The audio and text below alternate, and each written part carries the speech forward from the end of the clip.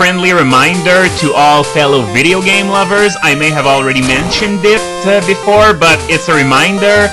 The Speed Gamers are holding a Metal Gear Marathon starting on June 19th, next Friday, starting at 7 p.m. Eastern. And the marathon will run for 72 hours, as usual. The site is the same as last time, they haven't moved or anything, it's still thespeedgamers.com. And while usually they do marathons for charity, this time there's no charity link to the marathon. It's just, in their own words, as a thank you for their fans. And also there's the fact that they can't exactly go and drain our pockets every single month. Try telling that to the WWE. But even so, it's a bit of a shame because things went so well in the Mother Marathon. They got into 5-digit land for the first time ever. They got $10,500 or so. But, well, you could say that since that marathon was so harsh on the collective pockets, doing this for free just makes sense. There will be prizes to be won, though. That's what they say, at least. And right now, the list is subject to change, but they're planning on playing 6 games so far. Metal Gear Solid 1 through 4, Metal Gear Solid Ghost Babel, and the Twin Snakes as well. Yep, they're playing both the original and the Twin Snakes. Now, I don't know why they do that. It's like if I decided to do an LP of Fire Red after I just did one with Red. But, oh well, it's their own marathon. They can do whatever they want. And another surprise is that so far, the MSX games aren't included on the list. Those are fairly important games in Metal Gear canon after all. They're not prequels or minor games or anything of the sort. They truly laid the foundation for the rest of the games. So, for those games not being in the list, especially since they're included in Metal Gear Solid 3 Subsistence, well, it's a bit of a surprise, but they might be added later on, as I said before. And there are going to be 2 interesting quirks about the marathon. The games are going to be played in storyline order. So, for example, they're going to begin with Metal Gear Solid 3 and then work their way through the story in chronological order. And the other one is that they are not going to skip the cutscenes, so this is naturally going to add to the level of difficulty, you know, when it comes to completing all the games in 72 hours. And this is also going to provide an opportunity for the people who aren't very familiar with Metal Gear to, you know, see what the story is, you know. And for those who already know the story, well, it's just going to be another occasion to ponder what was Hideo Kojima thinking when he made up that storyline of his. That I can't believe someone would be able to think of outlandish things like that. The guy's imagination, say what you will, but his imagination is probably the richest in the entire video game industry. Well, anyway, I'm looking forward to it, and if you know anyone who's a nut of Metal Gear or who likes video games or anything, be sure to spread the word around. Okay, so now, back to the game. This guy here, yeah, I think this is the guy who gives me Firestones sometimes if he calls me, so, oh yeah, there's no room for his number. Now, I think I'm gonna ditch, you know that missed short-term memory loss with the female Nidoran? Gone! Goodbye! So now I am going to have the guy who gives me Firestones instead. Not that I need Firestones, but it's better than absolutely nothing. And you see that grass patch to the left of the screen? The Pokémon that are in there are about 10 levels weaker than they are in Gold and Silver.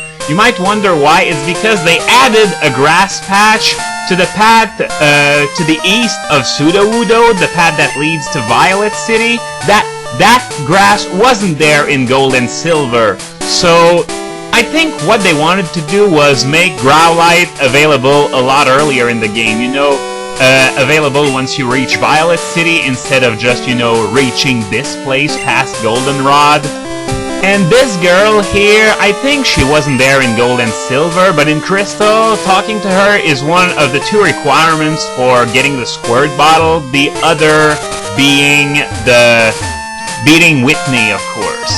and now I'm going to be heading to the national park. One thing I find funny about the national park is that the Pokemon you find there are completely different depending on whether it's the vanilla national park or, well, the bug catching contest. What, did they keep all those pincers and scythers and butterfrees in boxes or something, and then they open the boxes when the time comes for the bug catching contest, and then they bring them back into the boxes after the contests are over? How does that work?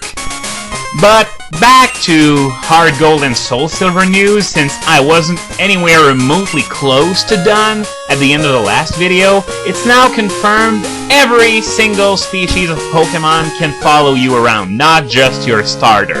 This is going to be fun, dragging a Wailord around. I wonder how big it's gonna be, especially since, as you could see in the screenshot with Steelix, the Pokemon aren't quite the scale. Steelix is a lot bigger than that. Then again, it can't exactly be as big as in, say, Mystery Dungeon. Okay, now there's supposed to be a place where I can go through the wall and collect a few items behind that wall, and it seems every NPC is talking about, you know, the printer peripheral for the Game Boy Color, the same that is used to print out unknowns when you catch all 26 kinds. And yes, there is nothing even remotely close to interesting about that, so I'll just shut up about it and continue with Hard Gold and Soul Silver. Come on, where's that opening? I honestly don't remember. Okay, I'm going to enter a trainer battle instead. At least there's that to do instead of, you know, mindlessly searching for several minutes without finding anything. Okay, now I completely forgot my train of thought now. What was I going to talk about? I was going to talk about something related to Hard Gold and Soul Silver, that's for sure. Oh yeah, the Jirachi event! Yep, there's going to be a Jirachi event in Japan starting, well, next week, I think. And the Jirachi is going to know Draco Meteor. That's the special move they were referring to yesterday, Draco Meteor. So, I don't think we're going to see that much of it on Jirachi, especially since there's no stab. It's not going to be as potent of a user of it as the likes of Latias or, you know, Salamence or any dragon for that matter. No, it's going to be more of a compliment if it ever finds some use.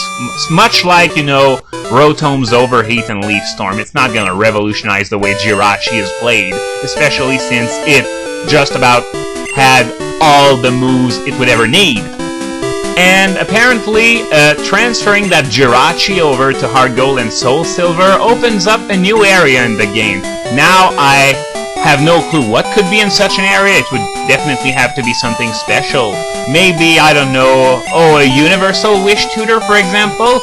Ooh, I shuddered just thinking about it. That would not be a very good idea. Oh, my phone's full again. So, with that Nidoran girl gone, I'm going to start deleting, you know, those guys who warned me about swarms, because if there's anything I need less than evolutionary stones, it's swarm Pokemon, especially since they can be caught whenever there's no swarm, but their rarity is extremely high. They can only be found like 1% of the time.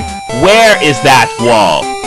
Well, I'm gonna get to searching now, but as I was talking about, you know, the possibility, the impossibility rather of a Universal Wish Tutor, because it's completely wild and baseless speculation. It's not something that's a fact. Oh, there is the wall. So I'm going to be grabbing a few items behind them. And yeah, the thing about Wish Tutor is that, well, it would make the metagame, you know, go from extremely offensive to a stall fest that would make the Gold Silver Crystal metagame look tame in comparison. Just give a recovery move to everything in the world, and the added possibility of team support Wish provides, and it's just, you know, everything's going to have a Wish user, or 2, or 3, or 4, you get the idea. This is just scary. At least we can all take comfort in the fact that it won't happen. Well, it could happen, but the odds of that are very close to 0. Well, that's about it for today. Next time I'm going to clear out the remainder of the Vanilla National Park and maybe get started on the Goldenrod Gym.